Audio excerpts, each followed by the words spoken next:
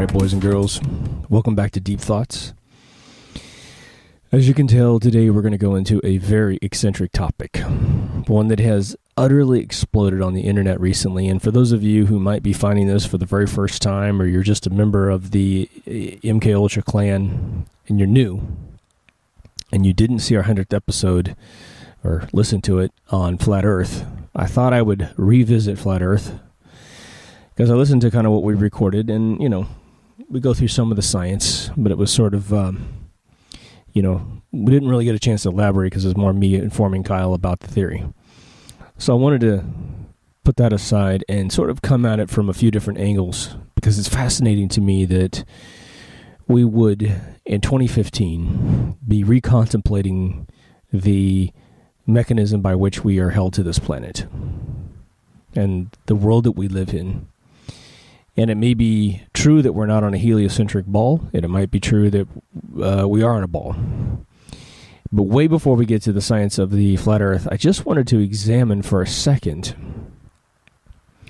what feeds this curiosity and this willingness to ask the question, because I think it's actually very, very healthy, regardless of where this theory ends up, right?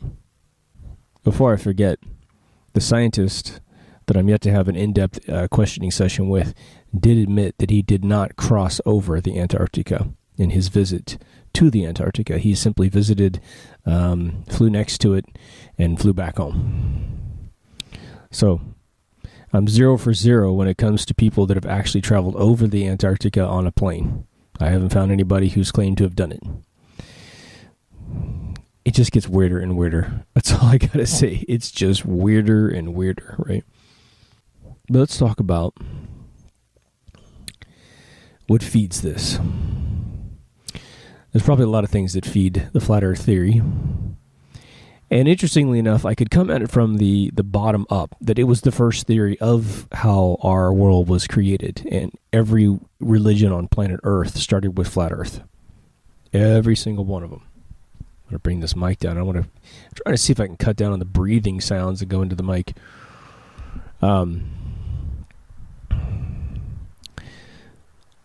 We know that in the past we've had theories to explain things that we didn't understand. And we know that they were silly. We just do, right? And that we like to think that we have figured out how certain things work. And that sort of makes us feel comfortable. You all know this is the way it works, right? Okay. But I think it's more interesting to approach the flat Earth theory from the top down as opposed to the historical, traditional belief systems up. And there's one reason, but NASA is the number one reason why people are capable of contemplating the flat Earth in 2015. And you might go, what are you talking about? NASA says the world is round. Why on earth would NASA be responsible for flat Earth taking off? Because NASA has lied so much about so many things for so long that everything that they say is true is immediately called into question, and it's exploded in this last 12 months. The jig is up. NASA has a death sentence. It has a death serum in its blood. It's like Snake Plissken in New York City counting down the rest of his life. Right? If he doesn't rescue the president, he's going to die. That's NASA right now. And nobody knows exactly how long NASA has, but they have their days numbered. Any one of you who work for NASA understand you're living on a prayer. And by proxy, Jet Propulsion Laboratories also has a death sentence over their head. And all I mean by saying death sentence is that the truth and the integrity that has been associated with those two organizations is starting to wane heavily. And maybe through the Army Corps of PsyOps, the group that we pay billions of dollars to lie to us every single day and to bully us online from ever having an original thought, right? You get a tinfoil hat comment on any video regarding these subject matters, it's someone being paid to do that as for a living. And it could be a bot, an automated script on the internet that simply finds subjects and they insert their little comment in there. Whatever, it's the same group. But the main Achilles heel that gets this thing rolling is that NASA has never produced convincing photographs of the Earth from space. What's interesting about it is that you will argue with that in your mind immediately, like, well, oh my God, there absolutely are several photographs out there of the planet Earth. I've seen them, is what you'll tell yourself. And then when you pull them up, you realize it's the same photograph, cropped differently or color balanced differently. The same continent map will show up on all these other photographs that you think were new ones. It's the old ones. The artists from NASA who have defected out of NASA who've said, look, like there's one guy named Matt, I think his name's Matt Balin or something like that. He used to do this for a living, according to him. And regardless if he's done it for a living, and if let's just say he was a liar, which I don't think he is, but if he were, he's still pointing out all the photographs on the internet and showing you the anomalies of the lies of these photographs. Showing you that in a single photograph of Earth, you have one cloud storm formation, where the clouds have gone to a certain random pattern. And those patterns have been cut and pasted 4 times over the planet Earth in the same shot. Because the creativity of a NASA artist, I guess, is really low at this point, right? When you try to get people to lie to other people, what would be the integrity of someone who tells a lie? Not someone who usually has the integrity to build up any skills, because skills are only discovered and created within a person through discipline and integrity, usually, right? He also showed a beautiful animation that NASA claimed was a 12-hour time lapse of the Earth rotating. Okay, well, in all the frames of this 12-hour rotation, which, by the way, wasn't fluent, right? There'd be no reason why it couldn't take a fluent, snapshot every, 10 minutes, and then at least the Earth rotates beautifully, right? No, in all the frames of animation over 12 hours, the storms on the surface of the Earth never moved 1 inch. Nothing changed on any of the surfaces. Now, I know what a lot of you think. You've seen this videos go around with supposedly from the space station or the space shuttle that show these gorgeous heliocentric orb Earths, and they show lightning storms, and they show the northern lights, reflecting off of the atmosphere. I'm just going to tell you right away, those can be faked in a computer so easily, you have no idea. For any of you who think that's hard to simulate inside of a computer, go watch the movie Pacific Rim. Okay? If you don't own it and you don't want to rent it, go watch the trailer on YouTube, Pacific Rim. And every time you see a robot, well, it's fake. Most of you know that. But every time you see the ocean wrapping around that robot, it's not some kid inside a bathtub. The liquid dynamics of ocean have been utterly conquered for over a decade. Go see the movie Gravity with Sandra Bullock and realize that the only thing that is real in that movie, besides the last shot where she gets to planet Earth, sorry for the spoiler, I think you know what's going to happen, but everything in space and Earth and all the hands and the astronaut outfits and everything around every single shot is computer rendered, except the face and the hands, until she gets inside of a capsule and starts undressing. And I believe the capsule is probably real inside, but all the outside shots are completely rendered in a computer. So it'd be naive to say that they can achieve utter convincing photorealism. Planet of the Apes, the last 2 movies of Planet of the Apes, well, the apes aren't real, but you think they're real? They look fucking real, right? Right? Transformers, they look real, but they're not real. Jurassic Park, they look real, but they're not real. So in terms of putting in a computer what it takes to make, fake images of Earth, it's extremely easy. But what's really, really weird is they haven't attempted to create a spherical ball image of Earth that is entirely fake. And the thing is, we have supposedly 30,000 functioning satellites in orbit around space, in orbit on Earth right now in space. Why can't they crank out a shot every single day of the Earth? I mean, the whole thing. Some excuse me, I was about to say heliocentric, some geocentric orbit satellite that's 35,000 miles out taking a picture of Earth. Earth only has a diameter of 8,000 miles, so if you're 35,000 miles out, roughly, you should be able to get the Earth in a shot and nothing flat. But it's this lack of evidence from NASA over the course of the 40-plus years that they've supposedly been able to take these shots that is fueling this. It's the first ingredient in the mind of a person once they realize that NASA's lied about these things that gets this theory going.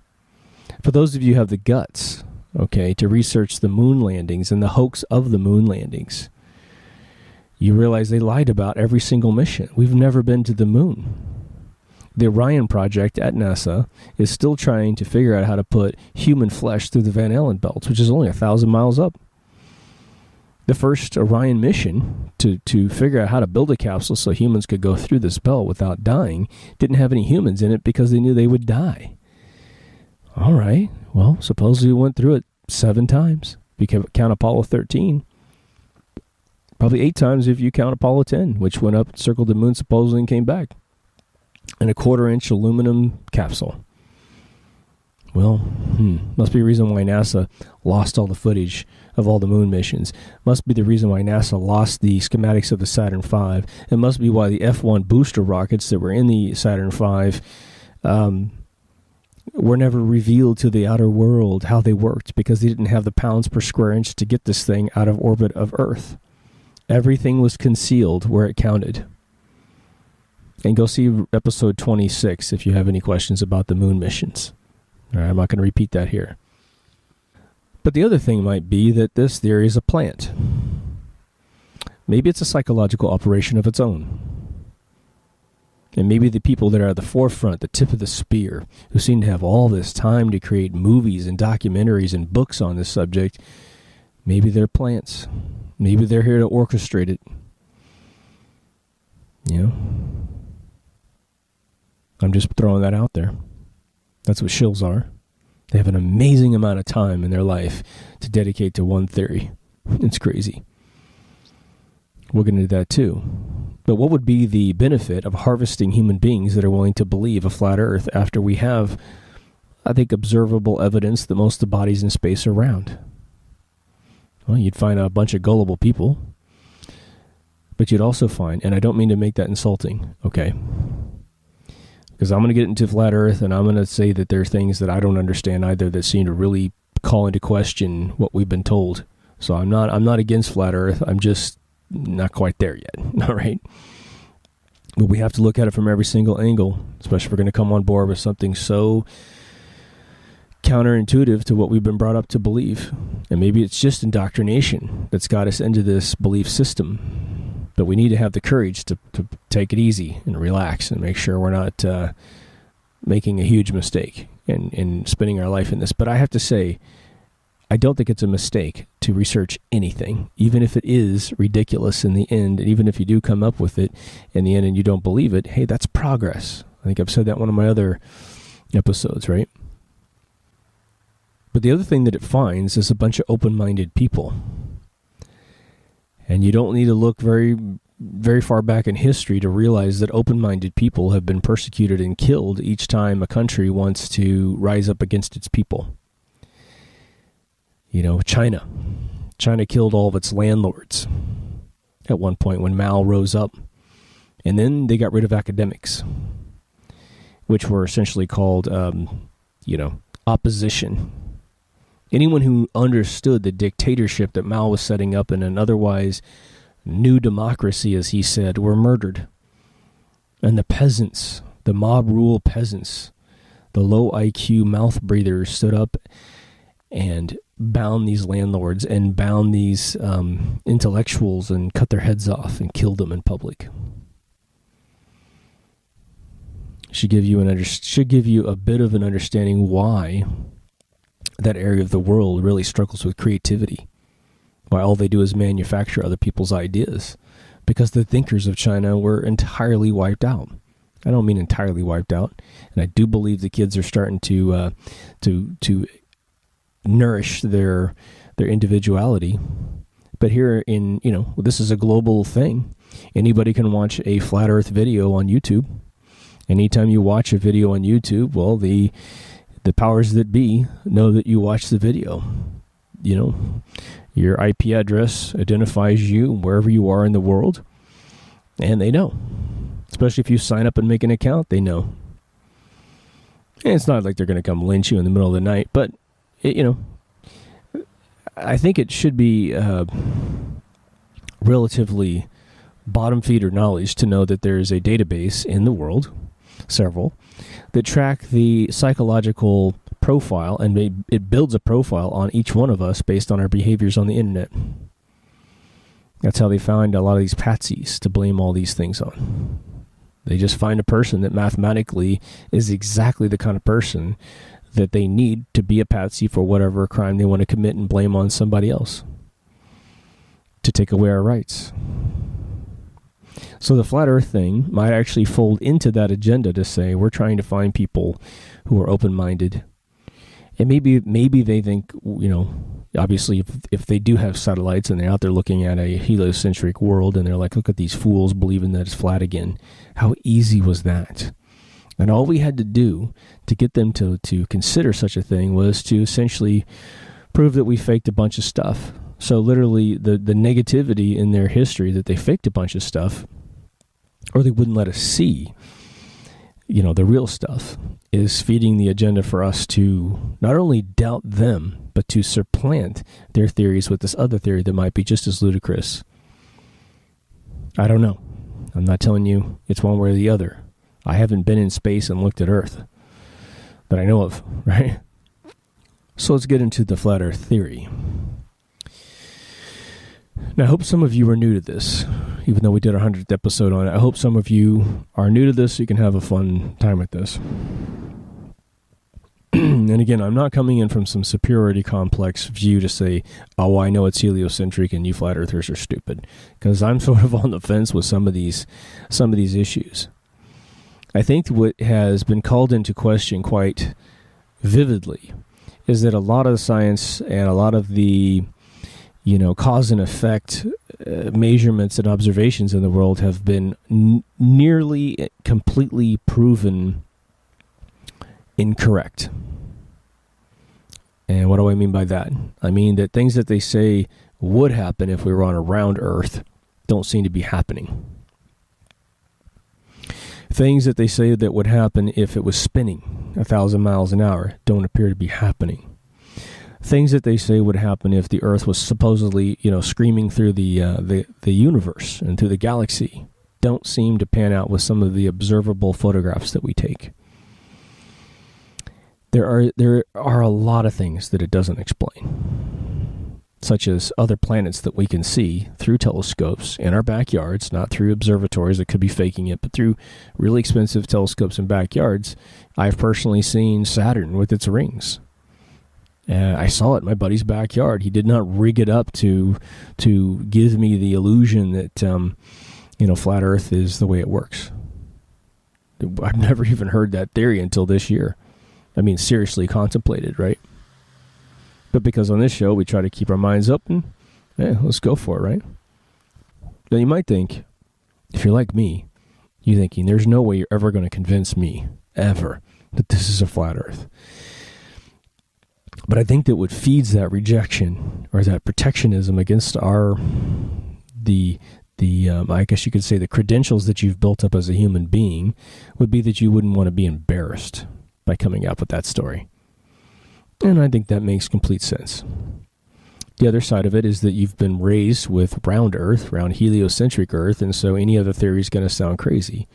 The other one is that we've been raised with the history that people who are called flat earthers are crazy. That's what we've been raised with. So there's all kinds of resistance towards any other theory. Okay. I want to get out of the way theories that make me believe that it is round.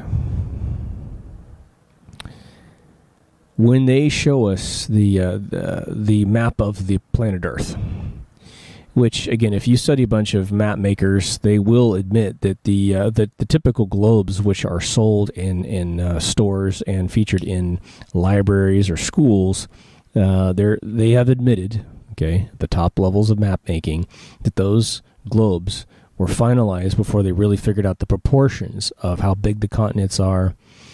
And there is a very special map, and I forgot what they call it. There's a really weird word associated with it, which is the map that they say this is the true dimensions of all of the continents. And it's a little bit different. It's a little wonky. In fact, Africa looks a little more stretched out vertically than it is horizontal. And so that's always an unnerving thing to realize, well, it is round, but God, these things are not the size and shapes that we've grown to know them as. It's disturbing to realize that we had bad map technology that's on all the globes. And that's just official story stuff. That's not a conspiracy. I watched a video of somebody did like a little Vice. It wasn't Vice, but some little side show, like a fully public mass media show, went to some scientific group, and they were told about this other map of round Earth, and they were shown the true shape of all the continents, and they said, no, this is really what's closer to really being. And these people freaked out. They didn't get into hysterics, but they were just looking with their jaws dropped. They're like, oh my God, really? That looks measurably different than what I realized. And it's not crazy. It's not like it's all different shapes. It's a little weird. So that's something that you should keep in the back of your head. But there's a theory that I believe wholeheartedly, okay, for many, many reasons, and it's dovetailing with a lot of the cosmology that we are now re-engineering, which is the expanding Earth theory. The expanding Earth theory is based on the fact that we know the world expands. What's that mean? Well, the globe that is Earth, whatever diameter it really is, they put it around 7,900 miles, okay? It expands 19 centimeters a year. The whole Earth expands 19 centimeters a year, roughly. And it increases in speed over time, all right? The way that they know this is true is, one, they measure it, but two, when you shrink up all the oceans on planet Earth, right? The oceans are the new soil of Earth. The continents are the old soil of Earth, right? And they teach you this Pangea drift theory, which is loosely based on the idea that, when you take Africa and South America and you can fit them together like puzzles, right? What you don't maybe realize is that the whole thing, if you get rid of all the oceans, the whole thing, take the Pangea drift theory. We have these continents all pushed together in one big continent, right? You can shrink the other remaining part of the ocean and bring the whole thing together in a beautiful, beautiful ball. If you need to see it, go to YouTube, search on Expanding Earth, Neil Adams.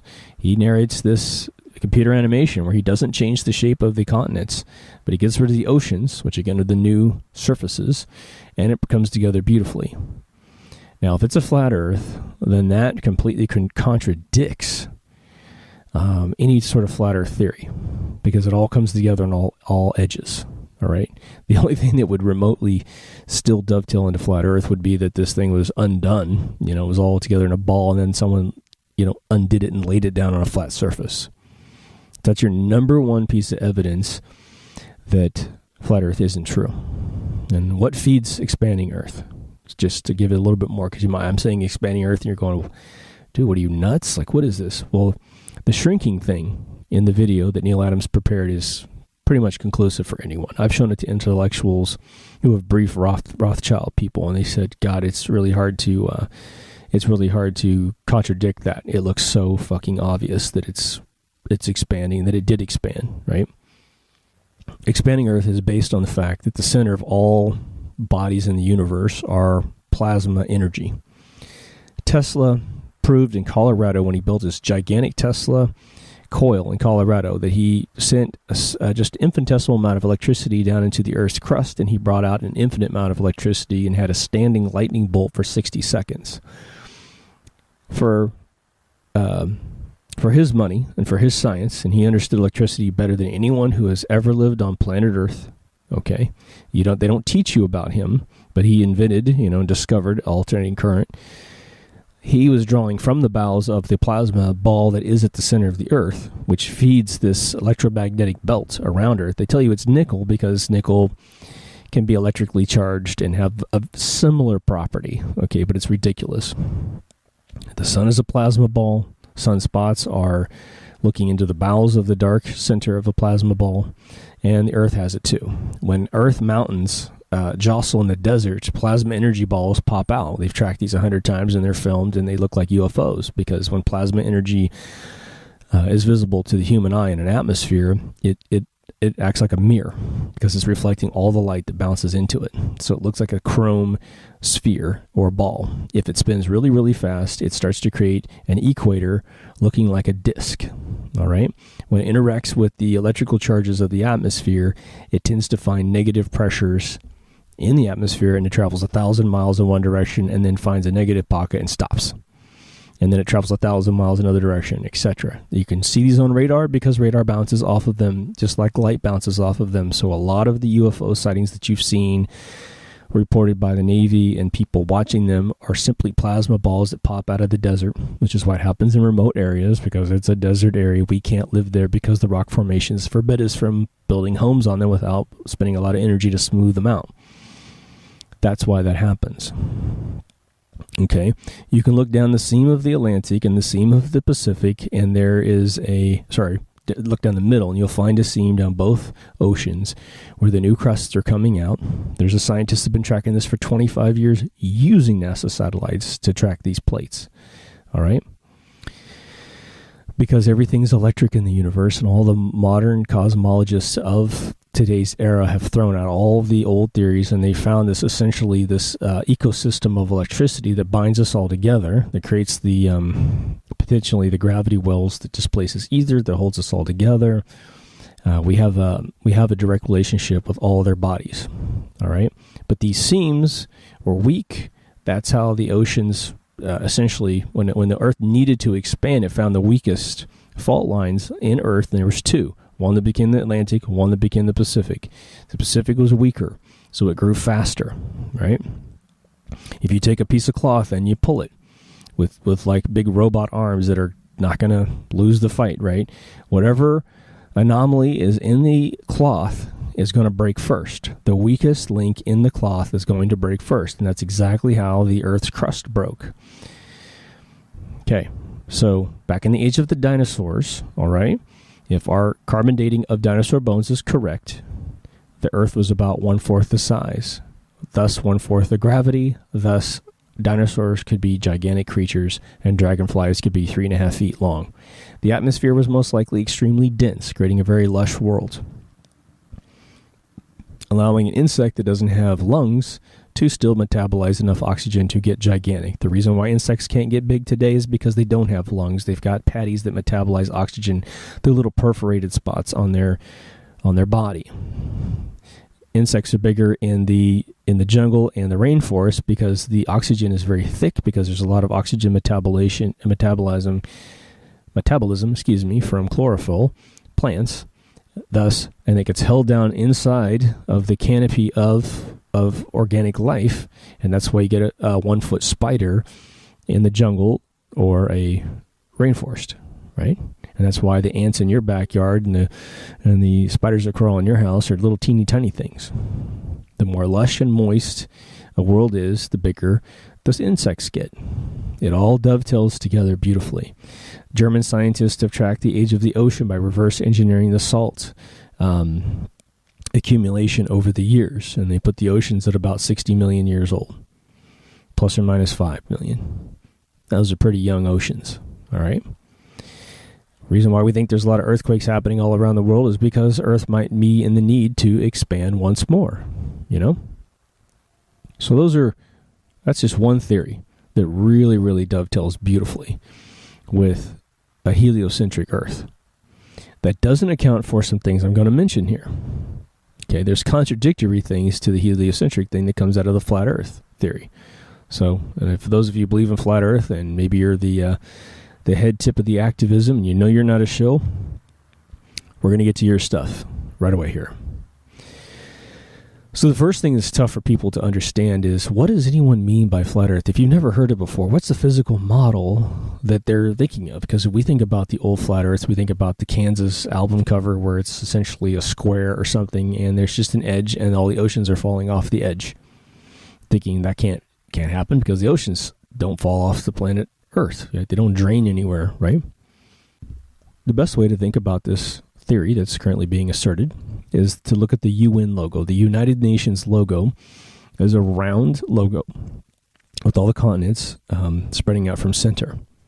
Okay, and then what they have in their logo is a bunch of 2 olive branches that represent peace around the outer edge. What the flat earthers believe is that the Earth is a disk. Okay, all the continents are spread out from the center, just like the UN logo. Just go look it up. But around the outer edge, instead of being a parameter where the oceans fall off into the abyss, right?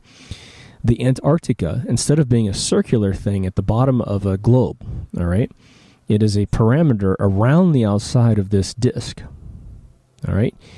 Now, think about, and if that sounds crazy, let me just give you an analogy of what you would visually see if you said, well, no, a sailor's gone down to Antarctica and they've sailed around the entire parameter of Antarctica, and they've come back to the mainland. Colonel Byrd did this in the 40s and 50s, right? I think even maybe the tail end of the 30s. Well, if you had an island and you put your boat up against it and you just started sailing around the island, it's a big island, right? It's the size of what is currently pitched to us as Antarctica.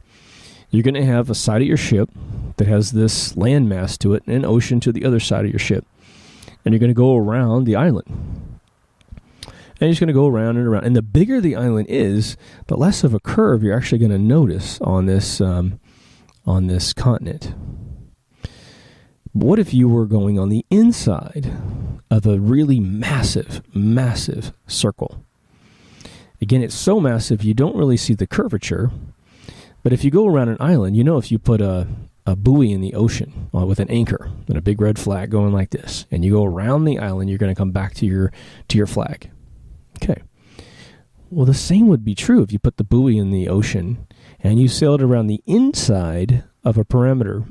You would come back to the red flag. And you might, and I have not done it, so I don't know, you might have the illusion you've gone around a continent, but all you've done is gone around the inside parameter of an ice shield, of an ice barrier around the inside of this encapsulated circle. So, just to reiterate, UN logo, ice around the outer edge. And they say the illusion that it's an island is that you can sail around the outer edge and come back to the same spot. Same exact thing you would have with a big island in the center of the ocean. I mean, a big island, right? Okay. Then you might ask yourself, well, how's the sun work? How's the moon work? Because that's the next big question. When I thought of flat Earth, what I thought was whatever plane shape they created, the sun was actually going up and over this plane, going underneath this flat Earth and coming back up the other side. And that's how we were seeing day in and day out, right?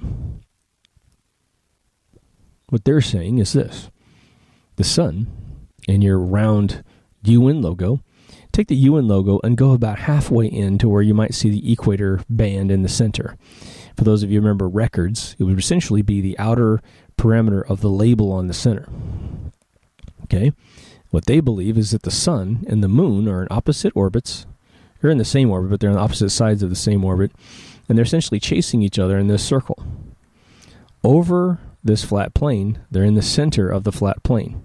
They're not going up and over the plane and underneath the plane. They're in the center, looping around 3,200 miles in the air. So like Kyle said, it's a shorter distance to the sun than it is to England, to London, England, from America. Well, automatically you have to take the sun and shrink it down to be really, really small compared to what we think it is in space with the heliocentric model.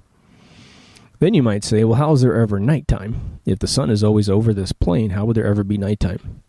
Well, the difference is instead of being an ambient,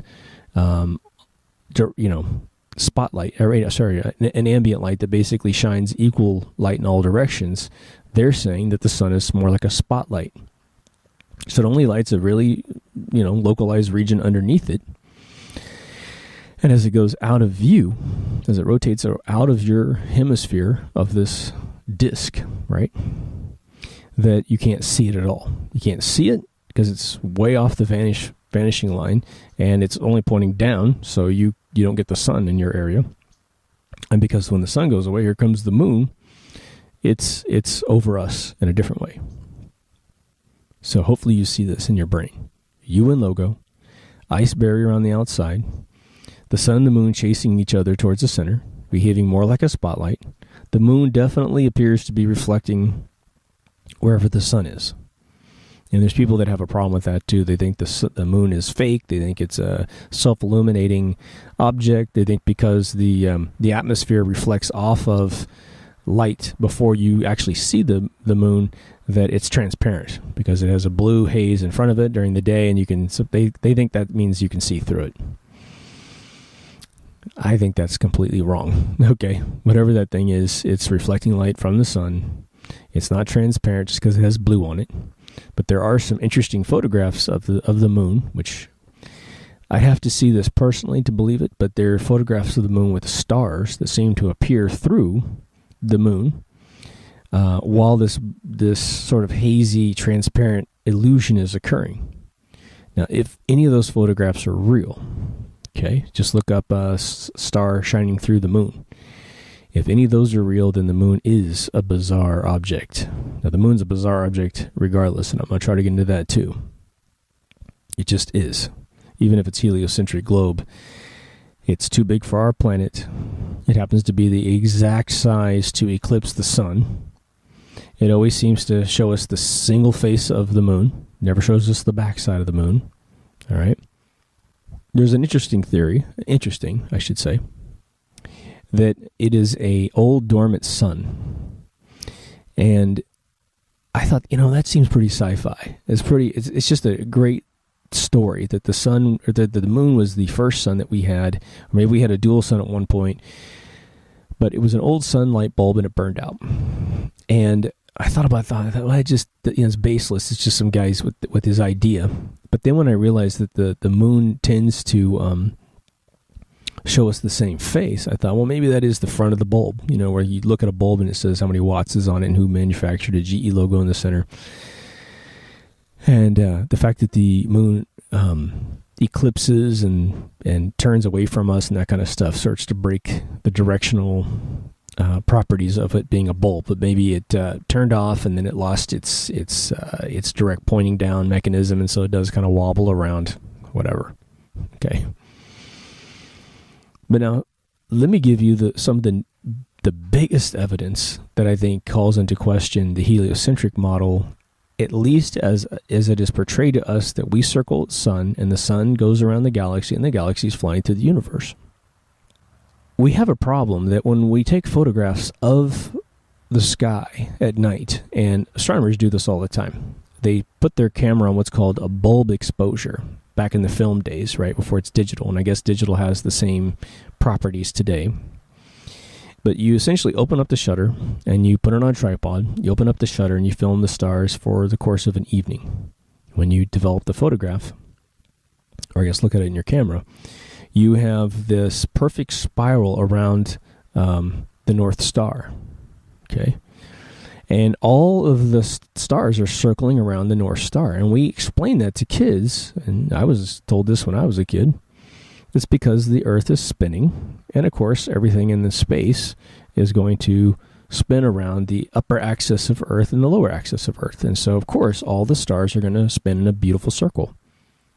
And that made sense until someone pointed out that not only does the Earth spin supposedly 1,000 miles around her, which gives us a 24-hour time frame because the circumference of Earth is around 24,000 miles, around an 8,000 wide ball, okay, that we're also going around the sun at the same time.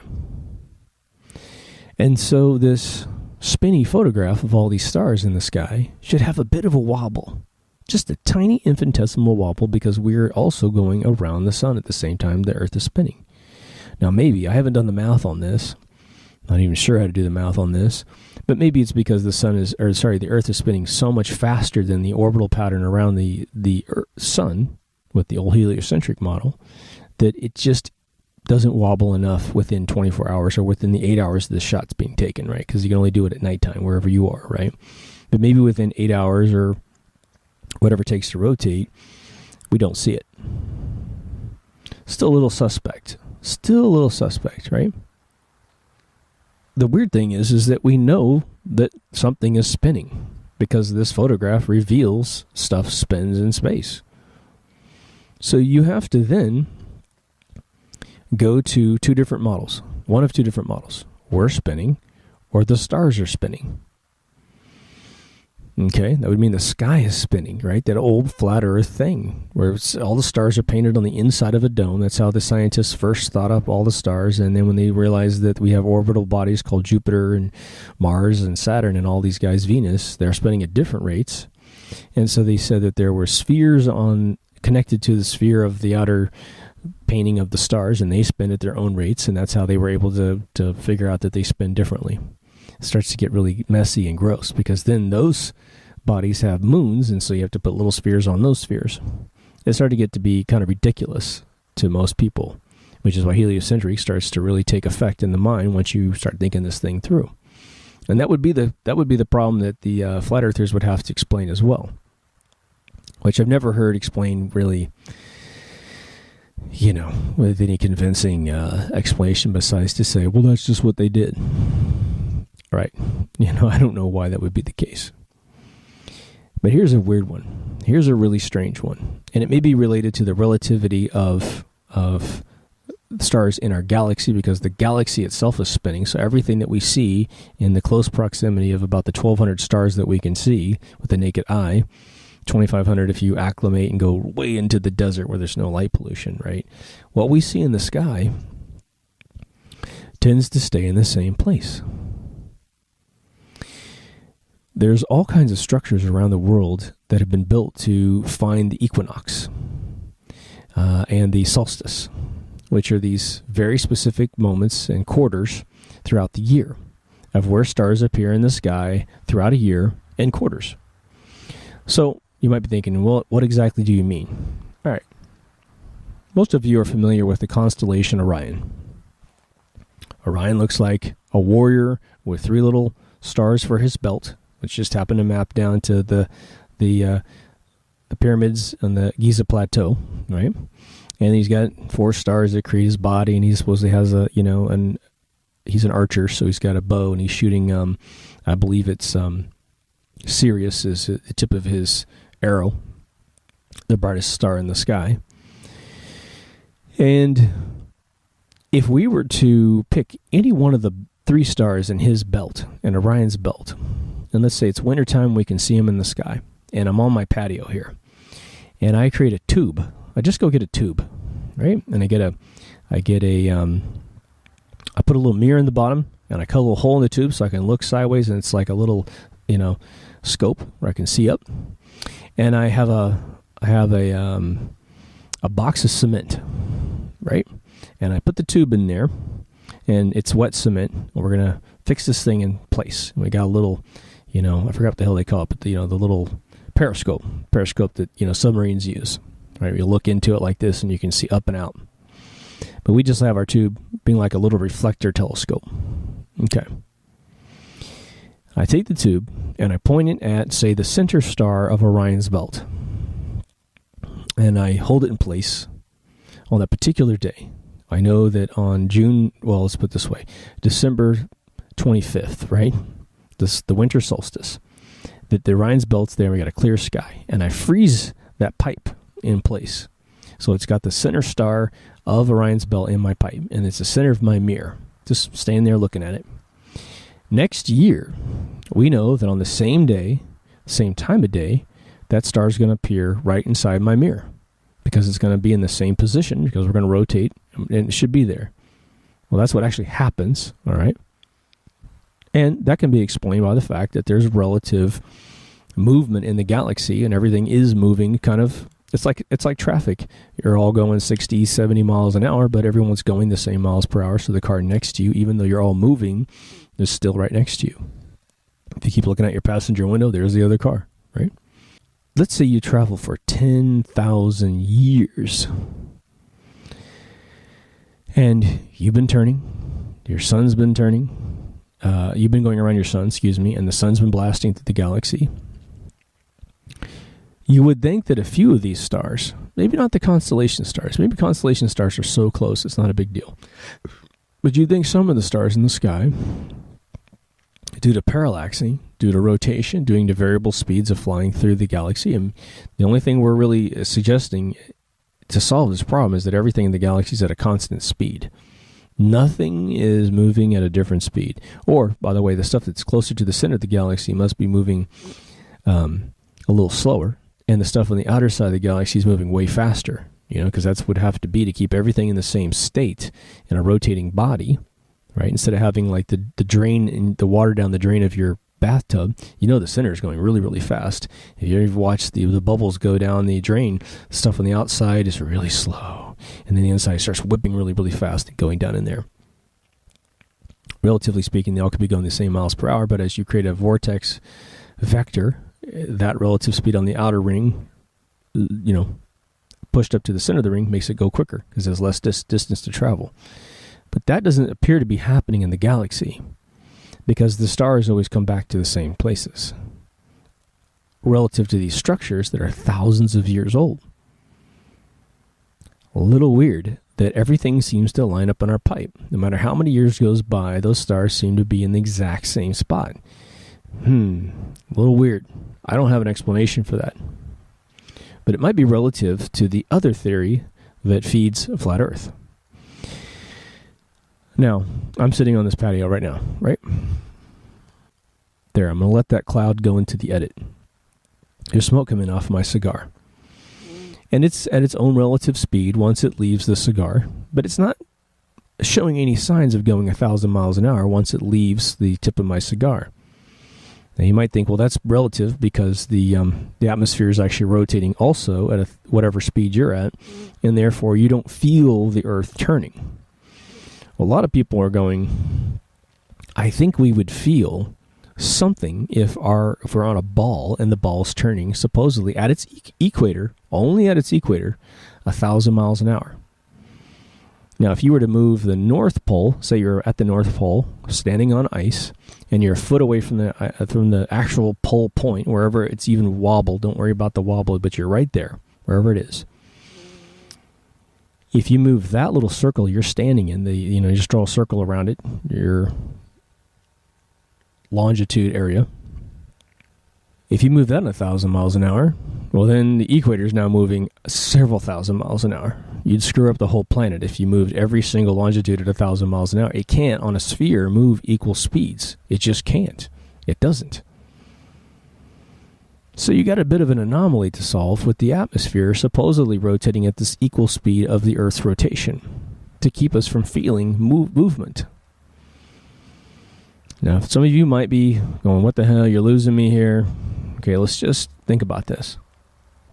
The atmosphere has two dimensions of movement when it comes to being sucked down by gravity, which is going to be a fairly unified force around the entire globe, right?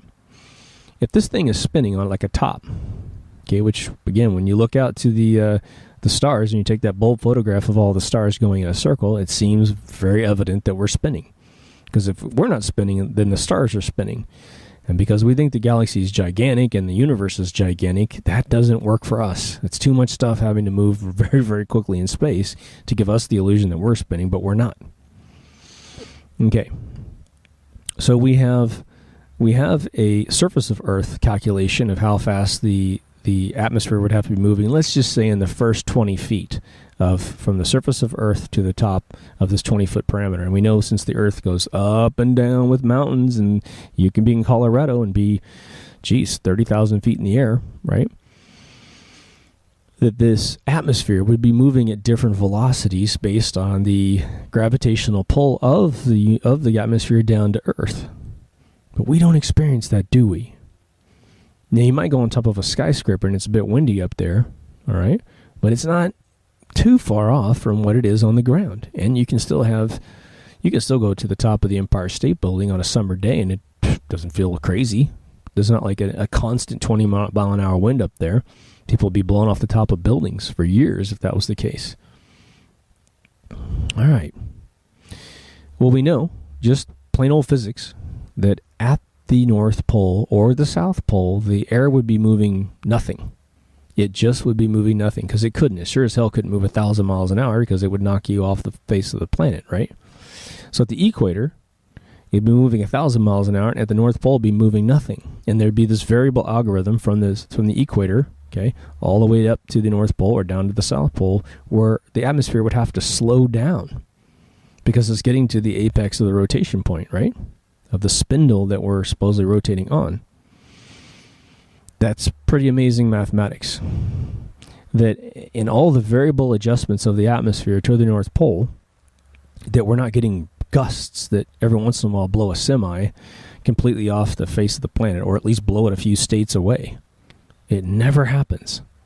So you have a unified gravitational force down to Earth, but we don't have any unified speed of the atmosphere being pulled to Earth, because we can't. It would kill us. Okay. The same algorithm for the surface of the Earth, keeping the atmosphere moving at the same diminishing rate down to 0 at the North Pole and 1,000 miles an hour at the equator, would also apply to the more vertical altitude you gain, because the gravity that holds things down becomes lighter and lighter and lighter very, very quickly, because gravity is a very weak force, the further that you go up. And so planes, which we do know the atmosphere thins out because it can't hold atmosphere at those higher levels. But once a plane starts to leave the surface of Earth, one, it would have less gravity on it, even though it may be minuscule, but the atmosphere itself, being thinner, would start moving at a different velocity. Right? We're told that the jet streams way up above actually move faster up there than they move down here. Maybe that's true. Less gravity, but maybe, relatively speaking, the atmosphere is actually holding still, and we're moving really, really fast. So to our brains, the atmosphere is moving very, very quickly. But what's strange about it is that we know that the sun, with the traditional model, comes from the east and sets in the west. That's the way it's always been since we've been around, that we know of, right? All right. But the jet stream's hauling ass towards the east. So we would be essentially rotating really, really fast, and the atmosphere would be essentially holding still and look like it's going towards the east. Starts to make a little more sense. But the idea is we don't feel anything. When we travel around the world on the ground, we don't feel any major difference. But we would actually be slowing down our rotation considerably. All right? It's technically possible to get in a plane at the equator of the Earth, a nice private G5 jet, right? And you would be able to fly a certain miles per hour. It's not nautical miles, it's airspeed miles, right? Towards the North Pole. You could actually probably reach the North Pole within 24 hours, hauling ass in a G5. Well, as that plane draws a line directly towards the North Pole, its relative speed would have to adjust, otherwise it would start going too fast, right? So this G5 takes off at 1,000 miles an hour of rotation at the equator, and as it hauls ass towards the North Pole, it's, especially if it did a beeline straight up a latitude arc, right? Its side winds would be crazy, and it would be slowing down and slowing down. So if you pitch a plane at, say, 600 miles per hour at the equator, well, if you're still going 600 miles per hour at the North Pole, you'd have a relative problem, because all the atmosphere at the North Pole simply cannot be traveling 1,000 miles an hour in a circle. It doesn't happen. So there's these weird anomalies with the mathematics that we've been taught as kids. And I don't have any explanation for that at all, right? And maybe there is a beautiful explanation, but man, I haven't heard anyone even try. I haven't heard anyone really try to debunk the flat Earth in any real serious capacity. I have seen a photograph, or a video that was taken off a flat earther's claim and debunked by a non-flat earther who said, look, you do see the curvature of the ocean. You don't see the bottoms of the hotels far, far away, even though this guy's trying to say, look, there's no curve to the ocean. He proved that you couldn't see you could see the windows, all right, in the hotel, but you couldn't see the cars at the base. And you would be able, if you could see a window, you should be able to see the bottom of the hotels if it is a flat earth, like they said. Okay, so you get me on this atmospheric thing. That's one of the biggest questions I have with how that works. Just need someone to explain it to me, right? All right, now let's talk about flight patterns. If you lived on a ball and you wanted to travel from the tip of Africa to the tip of South America. There's a couple ways you could do it. But if you're on a ball, there's logic applied to this game. If you're an airline, your goal is to spend the least amount of money to get passengers from point A to point B as quickly as possible and as cheaply as possible, right? So you want to spend the least amount of money on fuel, and you want to get your plane turned back around to grab more passengers to charge more money to get them to a new location. That's just the basic responsibility of an airline. Well, you got some flat earthers that have called into question the fact that none of that actually occurs. Now, what's funny about this, when I explain it to people who have traveled the world, okay, I have a very close friend of mine who has been everywhere on planet Earth. I even had an old associate of mine in the film business who used to be the number one traveler for American Airlines, meaning he traveled more miles in a year than any other passenger on planet Earth. Unfortunately, I don't have access to him because he's a criminal. And not really a friend, he's an associate, a guy I knew. He travels around the world, but he always traveled in the center equator band. He would travel literally from one studio to another and these other banker institutions when he was on Wall Street, and he never went South Pole. But if you wanted to travel between these two tips, the shortest distance you would travel is over the Antarctica, from one tip to the other. It'd be a very short journey. But let's just say you are not going to do that. You want to travel across the ocean between the two. I think it's about I want to say it's around 5,000 miles or so. People say, well, maybe they just can't do it. Maybe there's not enough fuel to do it. Anyone who's flown to China from America or from Western America, I've flown from San Francisco to London 3 times back and forth, right? We never stopped to refuel. It was an 11-hour flight. It was 8,000 miles, okay? And when you go to China, it's even longer, right? I think it's about a 14-hour flight from some destinations without refueling. There's no reason to refuel going from the tip of Africa to the tip of South America. So you should be able to fly a straight line over, especially if it's a globe, because it would be the shortest distance between two paths. Cost you less, turn around the plane, get more passengers, and make more money. But it doesn't work like that. What happens is the plane actually starts flying up the continent edge, bounces off a North American proxy, and comes back down to the southern hemisphere. Why would they do that? Because those paths are 3 times, if not more than 3 times the distance, consuming 3 times the fuel, delaying the plane from turning around and grabbing more passengers and doing the flight again.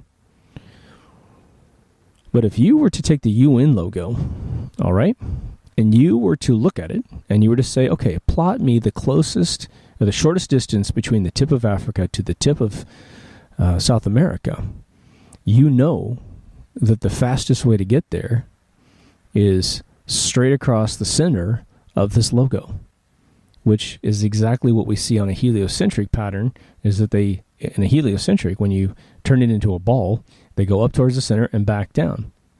Well, when you flatten the Earth out, it's a straight line. It's a straight line. It's not a wobbly line at all. And there is a refueling requirement because it does exceed the amount of fuel that these planes can actually fly before they run out of fuel.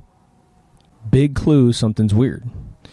And if you were to try to fly on the UN logo from one tip to the other, you're going to fly the longest arcing path around this logo to the other side. And you would run out of fuel. Weird, right? Okay, so there's another weird anomaly. There's another weird anomaly that fuels this anomaly, okay? When you run those plane tracking applications, you know, you load them up on your phone. There's one called Plane Finder. You can load it right now on your phone, and you start to look at planes that travel in the southern hemisphere, which again in flat Earth is more space in the southern hemisphere on flat Earth than there is in the northern hemisphere because it's stretched out and widened out in a big round disk, right? You don't see planes flying over the ocean in the southern hemisphere because at no point would that be economical or technically possible due to fuel limitations. The guy that figured this out went and asked the FAA, why don't I see planes over the southern hemisphere? I mean, aren't they flying across oceans, right? And they didn't really have an excuse, but they did say that, well, what happens is as soon as a plane leaves a southern hemisphere continent and gets, I think it's like 50 aeronautical miles out, it disappears from the tracking software. And you're thinking, well, what about the families that we want to know where their people are? And, most of them are combing up the coast of these continents to go to that shortest distance on the flat Earth model to bounce back off something and come back down. So that's another huge question as to why that would be the case, right? All we're looking for is explanations, very simple explanations. And I'm yet to find the videos that explain why this occurs, right? Now, we talk about the curvature of the Earth. And I didn't know this until this thing hit me this summer, actually this fall, was that every mile out from where you're standing, if you're standing on the same level, let's say the Earth had no bumps in it, right? Every mile out, the Earth should drop 8 inches. And so in 10 miles out, it should drop 80 inches. 100 miles out, it should drop 800 inches. You feel me? Okay. Well, there's people that have taken photographs now of really long distances where the Earth should curve so much, these cities, that they're like, one happens in Lake Michigan, I think what it is, and there's cities on both sides of Lake Michigan, but Lake Michigan is so wide that the city that one person is taking a photograph from across Lake Michigan, which is 60 miles plus, should be invisible because it's going to rotate down. If nothing else, the buildings on a sphere should not be perpendicular to each other in photographs. It should be tilted away like this because there's a bit of a curvature to the Earth.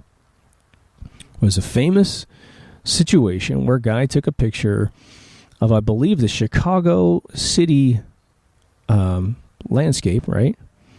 And he took it from so far away that he shouldn't have been able to get the city in his frame, but he did. And what they said is that it was essentially a mirage, that the curvature of light bounces over the atmosphere, and it basically carries the light around the curve so the guy could actually see it. And there may be actually reasons that you can do that are not related to a mirage, because a mirage typically creates glass reflections of the atmosphere as well, and it starts to look like there's a pool of water. When you're in the desert, it looks like a pool of water far away, and that's where you get the mirage, where people were chasing water holes that don't exist, and they would end up dying in the desert, right? Well, this one particular photograph is clean, clear-cut picture of Chicago, shrunk down as far as it would be from 60 miles in a flat plane perspective. Another crazy anomaly to explain, right?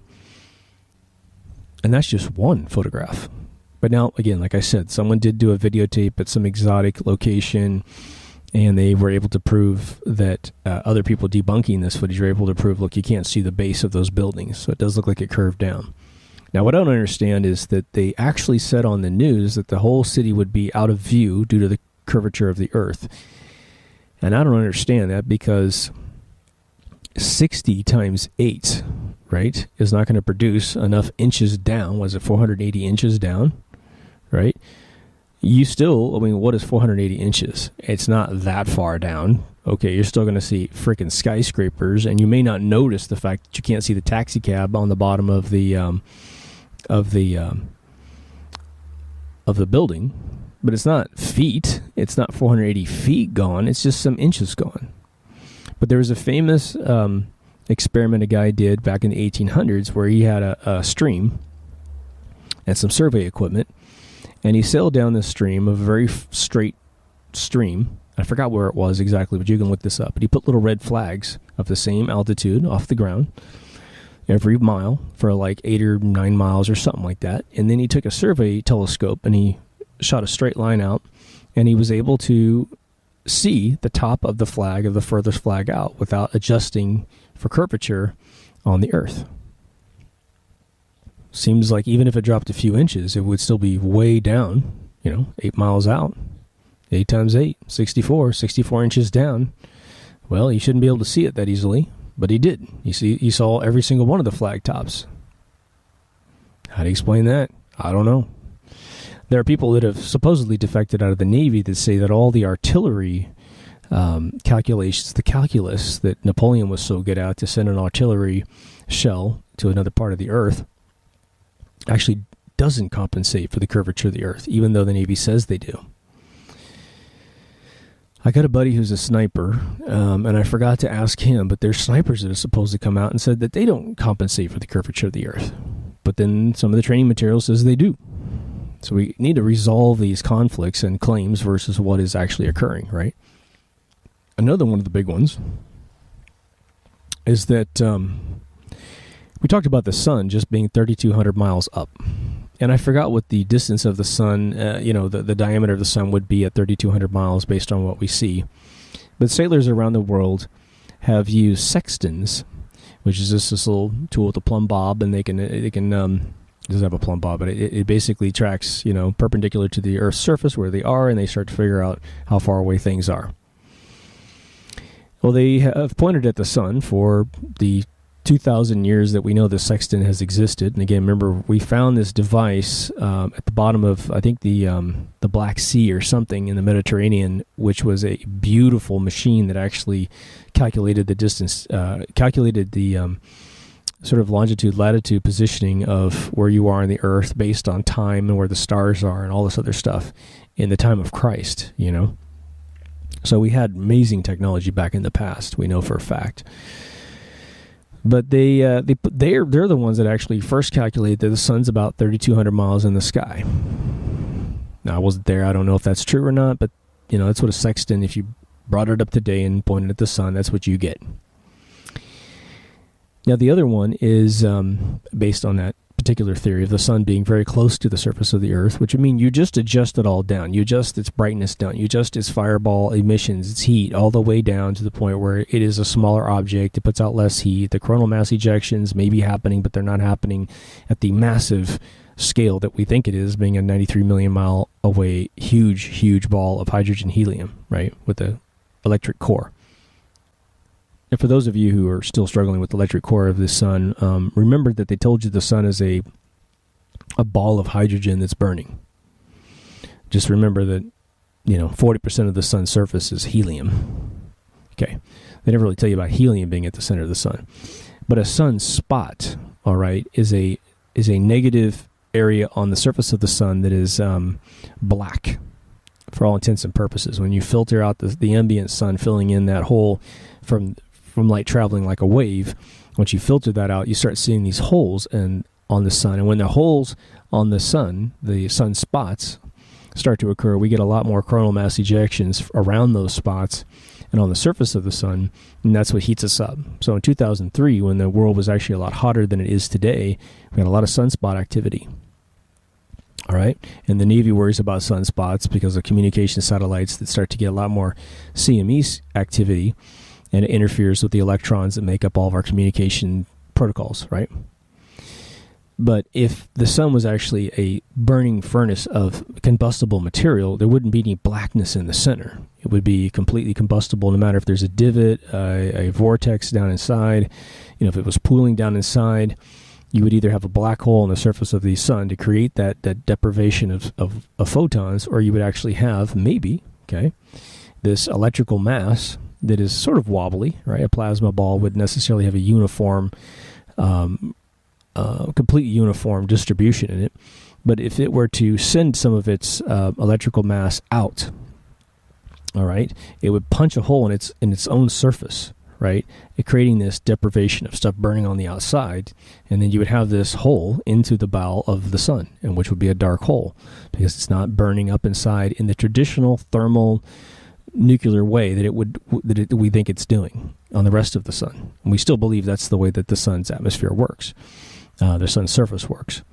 There's also scientists that are not part of Flat Earth at all that have studied the crawling combustion on the surface of the sun. They're saying, look, we can create those patterns on Earth if we have an electrical ball. It's like a steel ball, and we put a material on the outside and cook it with electricity. It kind of worms. It crawls in these wormy little paths because of electricity and the way electricity behaves. So we think that's why the sun is an electrical ball. And that's not Flat Earth people. That's just normal cutting-edge cosmologists on planet Earth. People that are way past Stephen W. Hawking's mothball theories, right? So most of you have been in the forest at some point. There have been some cloud-covered moment in your life where the sun's beams beam through the cloud cover. And it's this gorgeous, majestic, godlike image, right? Where you have the sun, it's at some center point of light. And you have these beams that seem to progressively go towards the sun. You know, it's this variable vectoring of the sun.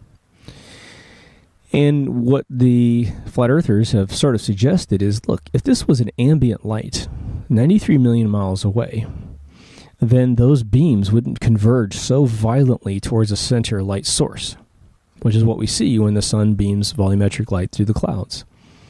You can just look up on Google sunbeams through the clouds, or even just sunbeams, and you're going to see these photographs that you've seen forever that are, look like fairy tale enchanting photographs. And what they're saying is if you trace the beams back in any photograph of volumetric light and then take the sextant's measurements of where the sun is said to be, both mathematic models are congruent, putting the sun roughly 3,200 miles in the sky. Now, there's physicists that say that, it's just the way that the sun essentially does have a clustering focal point when you do look at the sun from where it is in space, and it hits these atmospheric anomalies like clouds, and it does hit and distribute, and it creates these, there's a name for it, I forgot what it's called, but it does create these beams. Now, I think if that was true, then if you measured those vectors back, it wouldn't coincide with what the sextant says on a clear day. Right? The sextant's working with the sun on a clear blue sky. All right? It just gets weirder and weirder and weirder, right? So, again, all we're proving is that there's questions to be answered, if nothing else, about this flat earth theory, right?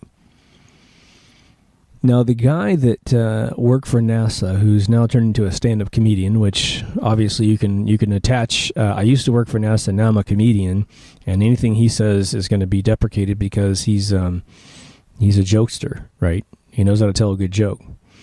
His thing is that he was a credible artist, credible painter.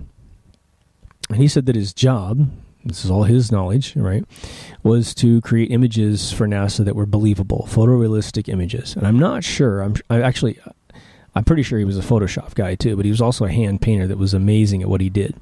I think he did evolve his talents into the Photoshop before he lost his career in that realm. I don't know if he left or whatever. He tells a story. I'm just bringing you this just so you can kind of round out your knowledge of this stuff, and so it's not a surprise when you hear it from him. What he says is the following. He says is that on one of his first weeks at NASA, someone was talking about someone flying somewhere on planet Earth, and they were talking about someone heading towards the Antarctica. And his claim is that his associates who had worked there for decades before him brought him. They basically made the joke that if someone were to fly in the path that was being discussed in this random serendipitous meeting, that they would have hit the border of the dome that actually encapsulates the Earth on a flat Earth model. And being an intelligent person himself, academically as well as artistically, he's laughing his ass off. He's like, it's funny.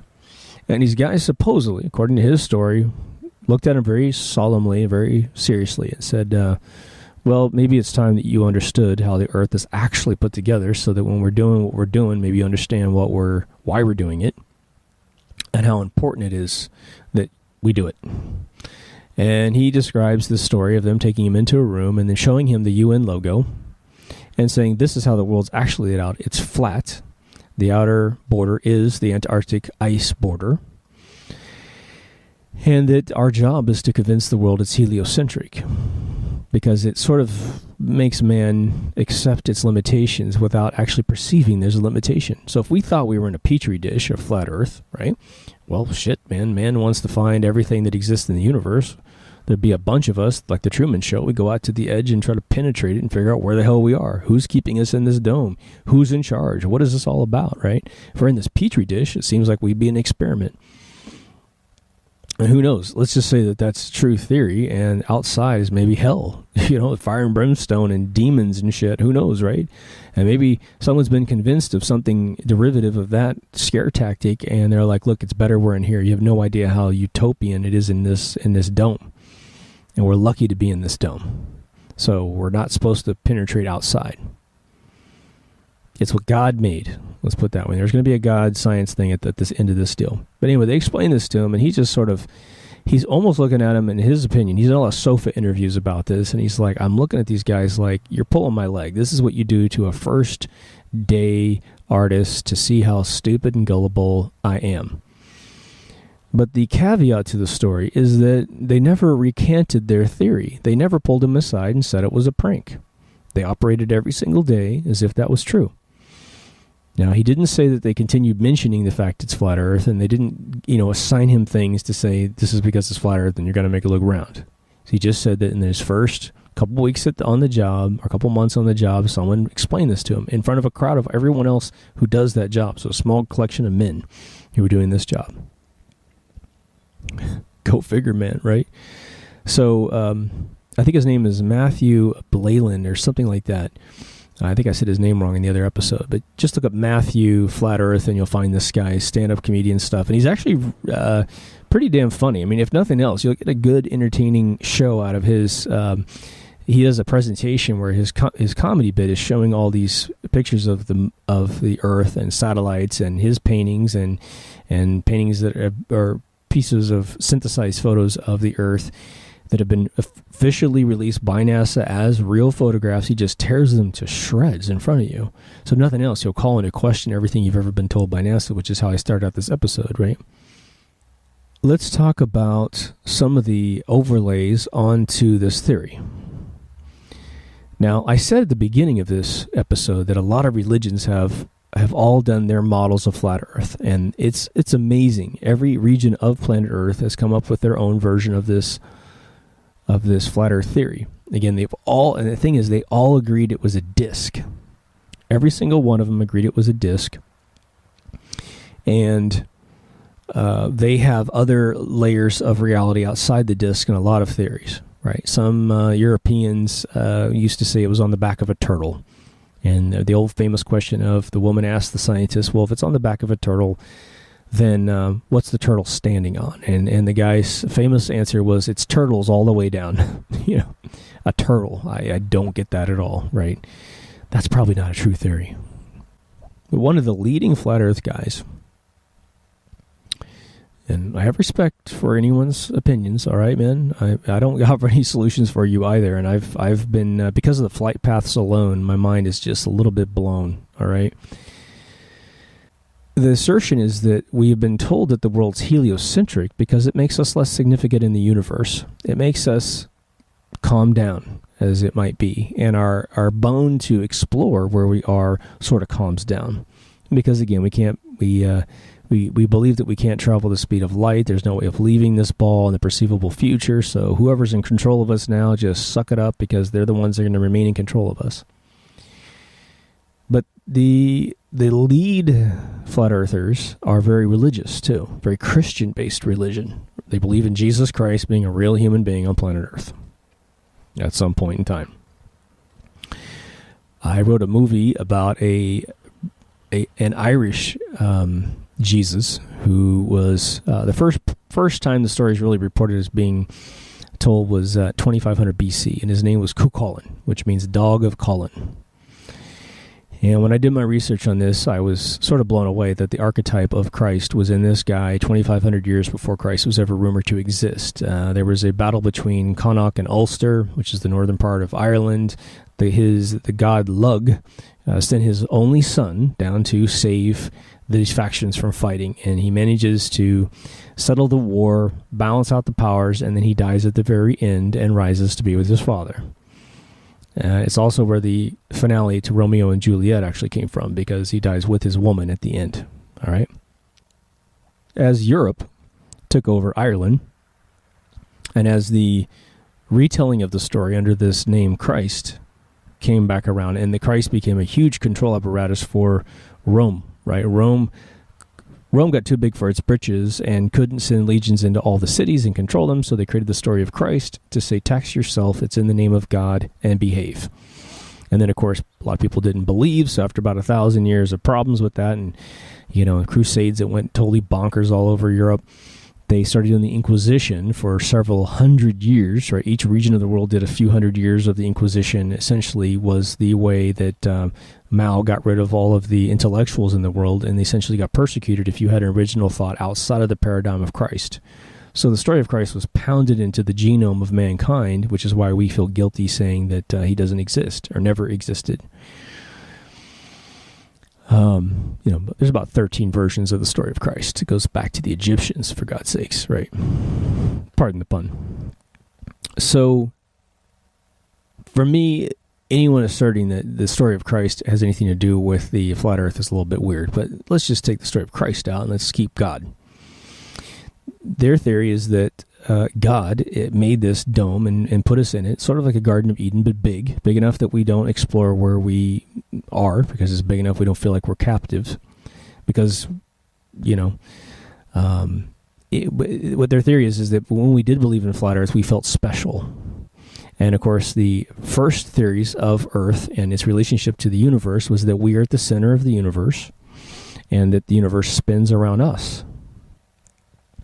Well, when you look at those bold photographs of the stars and the fact that we're moving in all kinds of vectors around space, the fact that they don't wobble a little bit from their perfectly circular thing, these guys now have a leg to stand on until some astronomer comes in and explains it to us, right? I got 103 in college astronomy without taking a single note, and I can tell you right now, I don't have an explanation for those bold photographs, and maybe I'm just an idiot in that realm of science, but I'd love to have someone explain that one to me. There was a guy who did a great documentary that was very quick on YouTube's, and he did first an analysis of the way we have figured out how to keep animals in captivity such that they don't become a problem. And he started out with a mouse in a tiny aquarium. And he said that when you put a mouse in an aquarium, it's obviously used to a lot more real estate to live, and it knows it's in some sort of captivity. And he said that on a particular interval, the mouse will try to scavenge the edge of the aquarium, trying to find its way out. But then it will give up, and it will live in the center for a little while. But on the same interval, it's a bizarre almost clock inside this mouse's brain. It will scavenge the edge completely. Every day it'll probably touch the edge, but this is a digging that goes around the outside edge in this weird interval. Okay, you feel me? When they create wildlife where they try to encapsulate a bunch of, or captivate a bunch of animals in the wildlife, they've realized when they made it too small, the animals all tried to break the fences down in the same unique interval of their biology. They knew they were captive, and so they tried to get out. But when you create a, say, 2,500 acre span of land and you put 10 cows in the center, they tend to feel like they're not captive, and so they never scavenge for an edge. And this guy did an amazing analysis of what if flat earth is real, with a dome over the top to protect us from whatever the elements are outside, this ice border on the outside edge, and big giant continents that are way bigger than mankind. Again, we're just a tiny fungus on the surface of the earth. Even though we might be causing problems for the earth, we're not much, He did the ratios of our size to our space, which is the surface of this earth, flat or round. And he says you won't go search for the edge because you don't feel like you've had it. If you live, 100 years, you will not have seen the majority of the planet Earth, no matter if you're a billionaire or not. You might have seen every single continent, every single state, every single balkanized area of the world, but you won't feel like you're captivated, so you won't go searching for it. So he says the Earth seems to be a perfect size to make us feel like we're not captivated, or captured inside some container. I thought that was brilliant. And then he went one step further and he said, well, what if someone did try to get off this thing? What if someone woke up and felt like they were in the Truman Show? Okay. Well, think about when you try to go anywhere outside of the flat earth model. When you leave the continents, right? What do you experience immediately? Any of you have surfed? you know that the ocean is a saltwater body, and it's unpleasant. First time I surfed, oh my God, I wasn't aware of how much I needed to keep the water out of my body. And so, when you're in a pool, you might jump in the pool. I was a lifeguard for years, and you get in the pool, and who cares? You drink a little bit of the water, you spit a little bit of the water out. It's chlorine, makes your eye feel bad, but you can ingest it. If you go into Havasu Lake, clean, flat body of water, it's beautiful. You can spend all day there and you're okay. But when I surfed my first morning, I got so salt logged that I felt massively dehydrated, and I beelined from the coast to a McDonald's, which I never eat at, and I got the biggest Dr. Pepper I could possibly get, and I sat there and inhaled this thing to balance out my blood sugar levels because I had completely disrupted the pH balance of my body. Well, the ocean is a formidable body of water. You can't use it to drink when you're a sailor, right? We don't put desalination plants on most boats, maybe like a giant aircraft carrier. I'm sure they do that, right? But it's an obstacle to movement between the continents. Okay, because none of the continents touch the Antarctica. You have to cross this ocean to get there. A natural barrier. What also happens when you go to the South Pole? It gets cold as hell, right? And so you start hitting the cold barrier as you go towards the South Pole, whether it's an island or a barrier around the outside.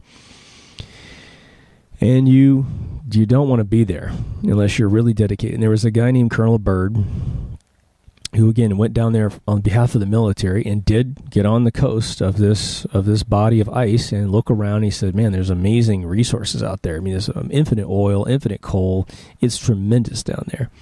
But for some weird reason, the corporations that seem to have no problem getting oil from the bottom of the ocean, all these other formidable places, these tough terrains, will never go down there and get it. And the whole place is protected by military now, right? Supposedly if you take a boat and you just try to go to the coast, they'll shoot you out of the water. Bad news. So there's a military industrial complex that protects this region, and it's just naturally tough. I guess it's 300 miles inland before you get to the center of what's supposed to be the South Pole. And to do that, it's, again, extremely cold, colder than the North Pole, because, again, with the flat Earth, the sun is closer to the North Pole than it is the South Pole with the spotlight theory, and so it's much colder down there. All right. What if you try to go in the air and try to escape the dome, escape space, escape the gravitational pull of Earth on a heliocentric model?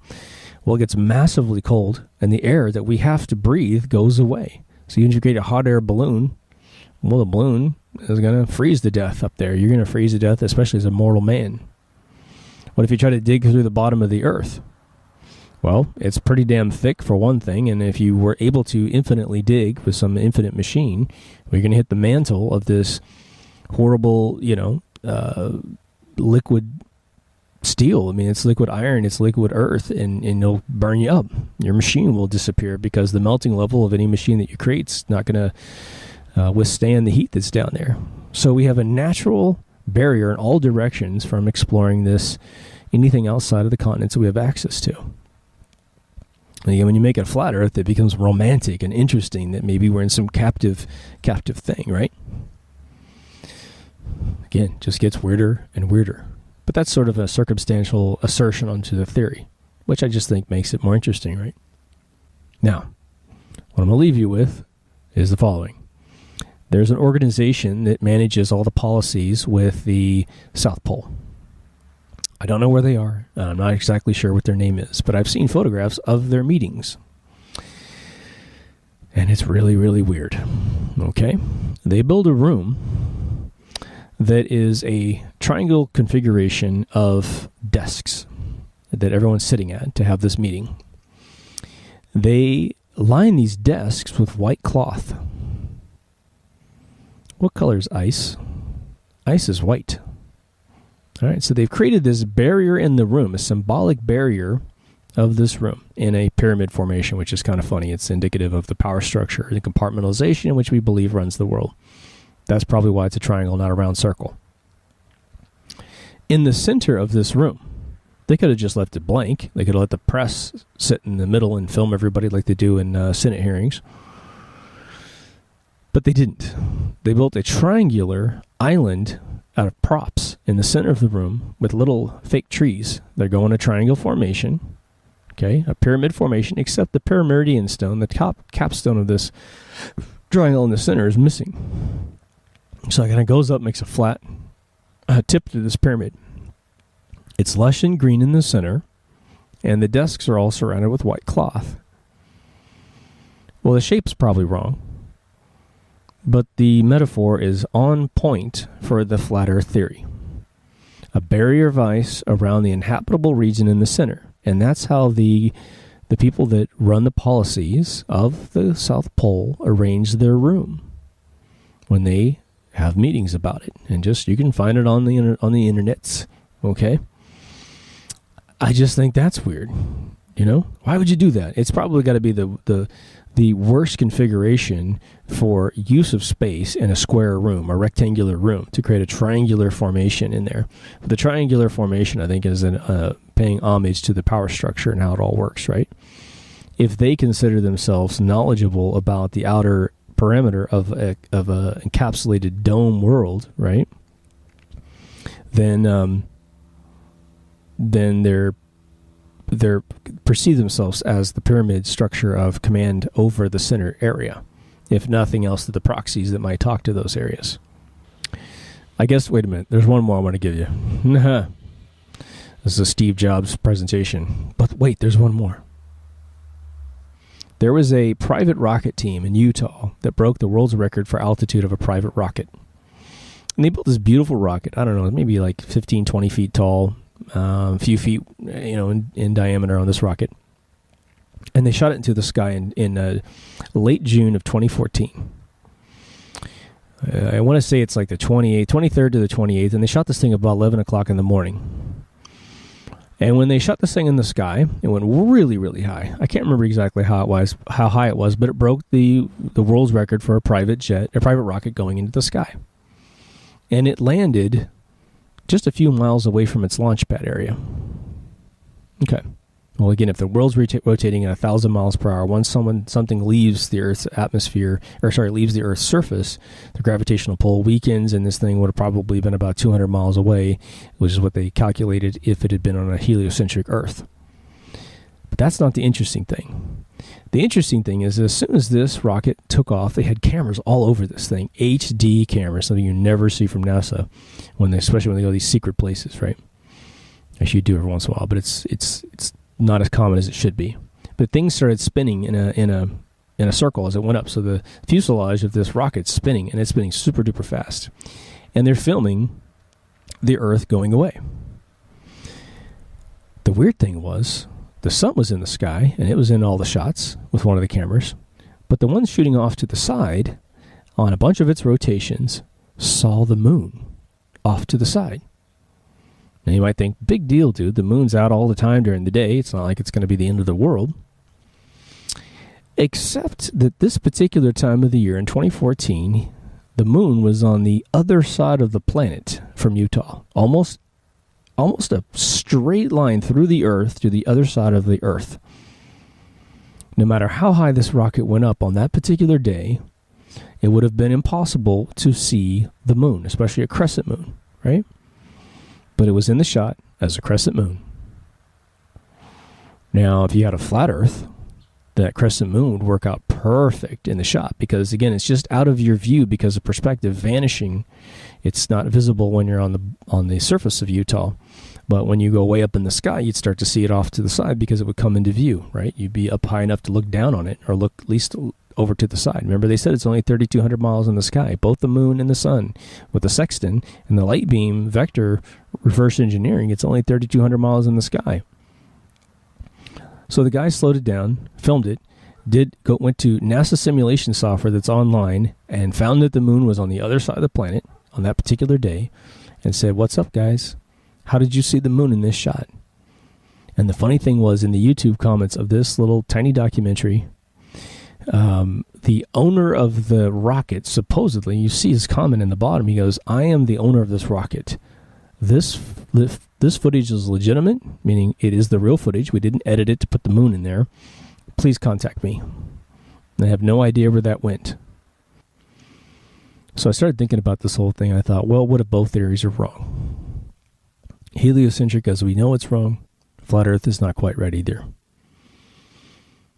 There does seem to be some curvature to the Earth based on the footage of this guy taking a picture of a city far away on his vacation, and then we did see that the bottom of the buildings were not visible because of the swell of the ocean. Literally, it was just ocean between where the guy was standing and where he took this video.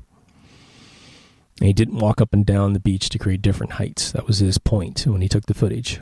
And it's been fairly debunked that there was a swell in the ocean, and it did stop the bottom of the visible light at the bottom of these buildings. All right. I don't know why this thought occurred to me, but what if the Earth was massive? It was round, but it was so massive, much bigger than what we think it is. Okay, let's say it's 80,000 miles across as opposed to 8. So 10 times the spherical curvature, which means that 8-inch drop-off is not going to happen.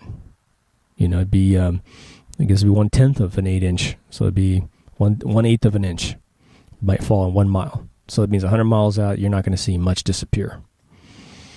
What if we were just a patch, a round patch on top of a big heliocentric ball, which might have other patches of other worlds on the surface of a gigantosphere?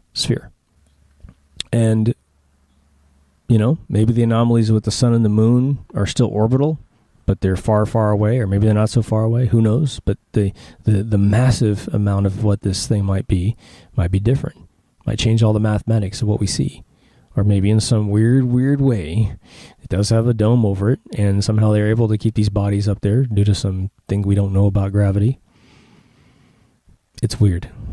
It's really, really strange. This is a super long episode, I'm just realizing, so I'm going to button it up there because I could go on for days and days and days. So we're in dire need of some official answers as to all the questions. There's a guy that came out with, I believe, 100 reasons why the Earth is flat. We need someone to go through all 100 reasons and not do flippant answers and not do this guy's a tinfoil hat answers. We need someone to say, okay, this is what you're seeing. Here's a computer simulation that mocks the surface of the Earth, 8,000 miles wide, heliocentric, going around all these bodies in space. This is why your bulb photograph shows a perfect bunch of stars going in a circle. This is why you don't see vanishing points over Lake Michigan. This is why the sunbeams do what they do. And this is why we don't travel over the Antarctica. This is why we have no direct flights across southern hemisphere continents. Across bodies of oceans between continents. We need someone to get in here and answer some of these questions. It doesn't mean you have to believe it all. It just means that, damn, why doesn't NASA have a catalog of 20,000 photographs of Earth from really far away, the whole thing, right? Why are the same storm systems appearing all over Earth? Why is the 12-hour rotation of Earth fail to show any storms moving? You can't look at a cloud in the sky for 10 minutes and it be the same thing 10 minutes later in your cell phone photograph. I know you feel me. Let's keep the debate going. Just want to say, I don't think anyone researching this is an idiot. I think, quite frankly, there's a million reasons to ask questions in this thing, and we just need to keep pushing forward. If you haven't already, go to mkultraradio.com. That's where these episodes center themselves. I'm not sure when we're going to get back to our normal show, but I'm sure we will. I guess these are rules that rule us, right? We're somewhere in space. It may not matter. We still have to go pay our bills and live a normal life. I don't know if finding out we were in a Truman bubble is going to change anything. I don't know how one would define being significant in the universe versus being insignificant in the universe. It's basically what you build out of it. How you make your life interesting or not interesting, productive or not productive, full of love or full of hate. It's all up to you. So I don't think we're in some death spiral of morality if we happen to believe heliocentric over flat Earth or vice versa. We still have to live. We still have to be good to each other. We still have to fix this planet because it's definitely being run by some people. If flat Earth were true, maybe the only thing we could use that realization to to undo is perhaps the lies that have been told all over the planet throughout history. Maybe. I look forward to your comments. Please subscribe if you haven't subscribed. Please like if you haven't liked. Please comment on this one. Let's get the debate going. Hope this was valuable for you guys, because I do not have the answers. I just have questions at this point. All right, guys. Like I always say, take care of yourself and somebody else on this either flat or round earth. And I'll see you in the next episode. Over now.